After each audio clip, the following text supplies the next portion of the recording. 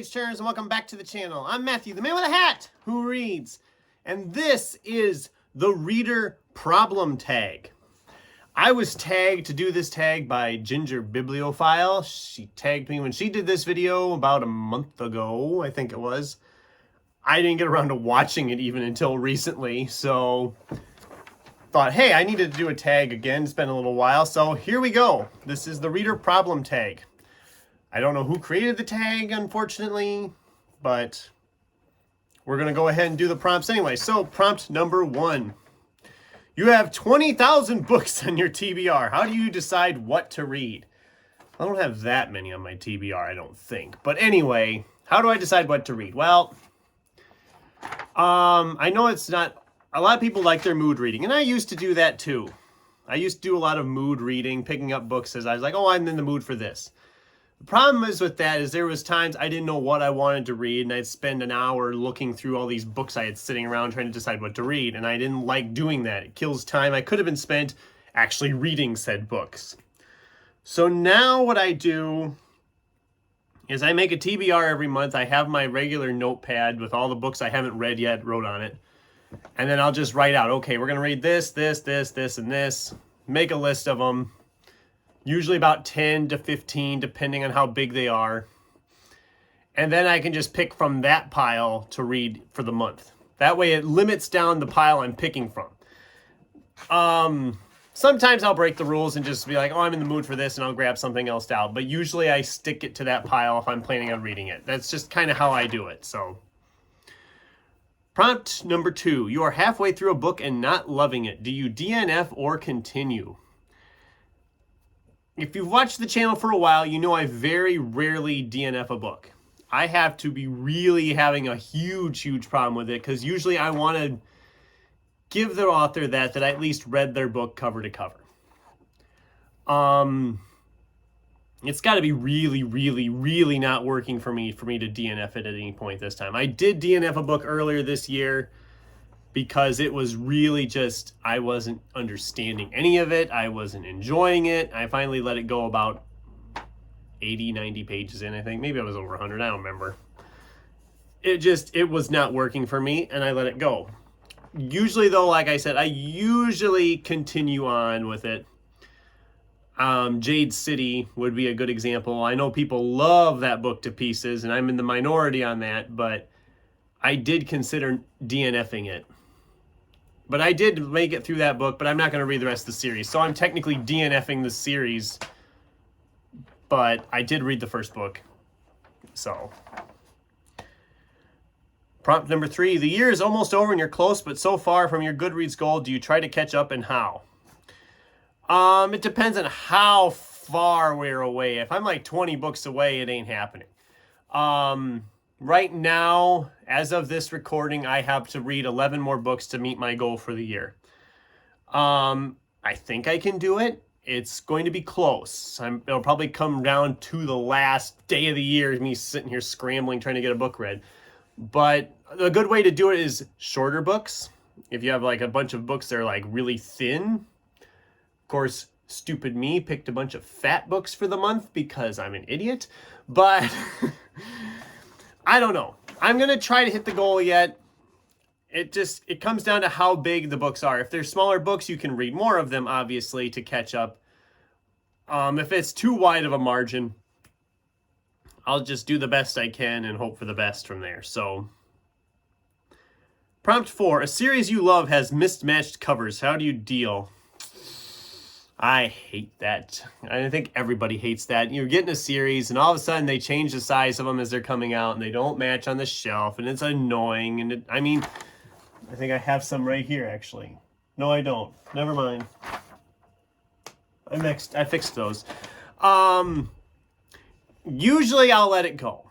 I usually can ignore it enough to let it go, but sometimes if it's one odd book that doesn't match an older one, I will go and switch them up. I'll replace it with a copy that does match.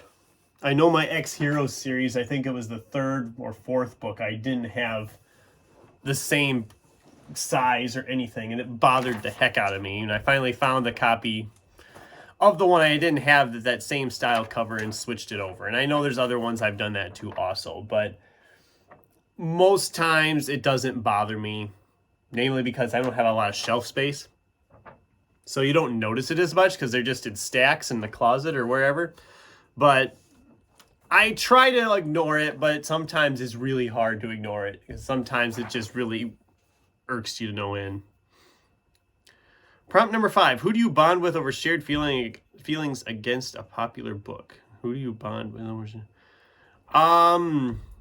if I see somebody reviewing a book on BookTube that I loved, I will comment on and say, oh my gosh, yeah, that was great. What did you think about ... without spoiling anything, of course. I don't know. I really don't go into it too much with people that way. I can talk up a book and then hopefully they'll enjoy it. And sometimes they'll come back and say, oh my God, that was so good. I remember I was at Tree Branch, I think it was. He'd picked up Imaginary Corpse, which is a book I talked about last year. And I've talked about multiple times on the channel that I loved it so much. And he came back and like, that was really good. I said, I know. I wish there was more in that series because that's such a fun book. And I'd love to see more of that world. But there, obligatory shout out to the Imaginary Corpse. Prompt 6. A book is trying to make you cry in public. How do you handle it? If I know a book has a sad angle coming, I won't be reading it in public. I don't know. Usually a book doesn't make me cry. I can't think of the last time a book made me cry outside of like the first read through on Harry Potter. Because on the rereads, you know it's coming, so you're able to like mentally prepare yourself. But I can't think of a book that made me cry recently. Cujo came close, but not for the reason you'd think. I thought, yeah, I don't know. I can't think, I don't know how I'd handle it because usually a book really has to work hard to make me cry. So.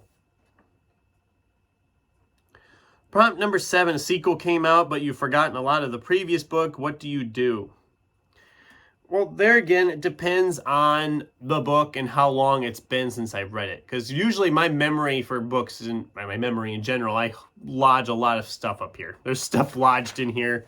I can remember conversations at some point from like 5 years ago, and it's lodged in there. Pointless information. But like books, I can usually remember what happens in them.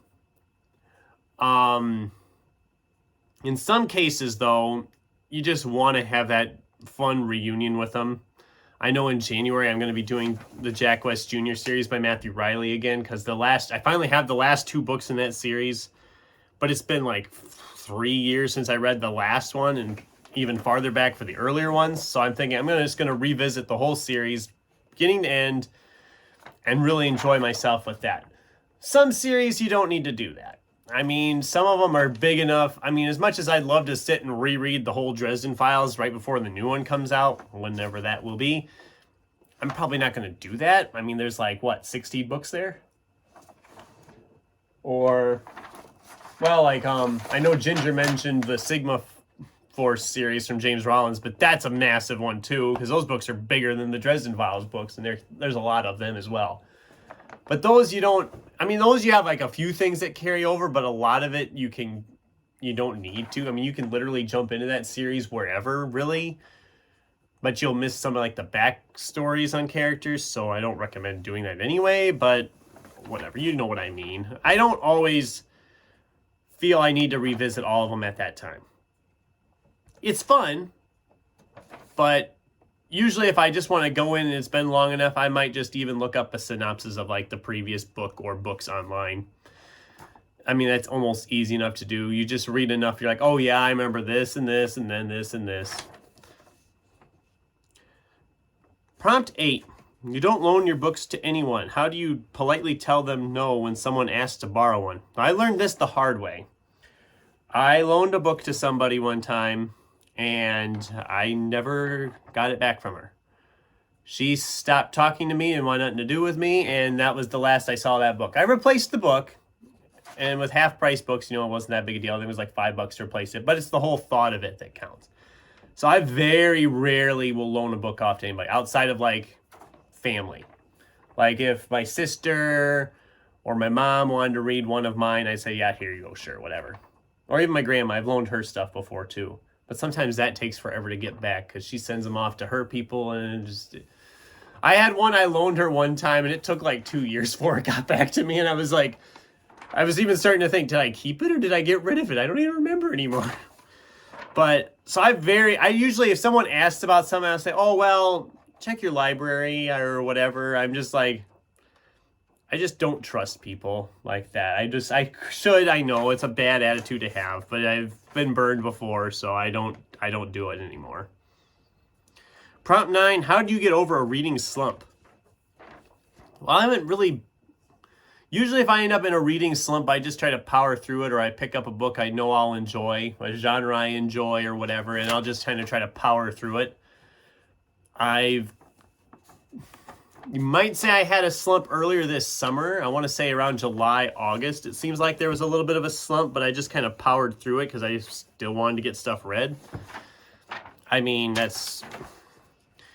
I know reading slumps can be terrible for people. I get that. I haven't really had one too terrible, knock on wood, but it could happen someday, and I hope it doesn't. But I think if it did, or if I do end up in one, I think the best way is just to pick up a book you love and power through it that way. Just power right through it and get out the other side. Prompt number 10, a bunch of new releases just came out and you want them all. How many do you actually buy? I don't buy my books brand new very often. I don't do it. I can't see myself going to a store. This is going to sound bad because it makes me sound like a tightwad, but whatever. Going into a bookstore, brand new book for like, well, let's say a hardcover for like $28. And then if I don't like the book, I feel really stupid because I know I've spent $28 I'm not going to get back. Usually what I have a whole thing I do. I keep a list. Goodreads is good for that. You can check stuff like Book Outlet, Thrift Books when they start showing up on there.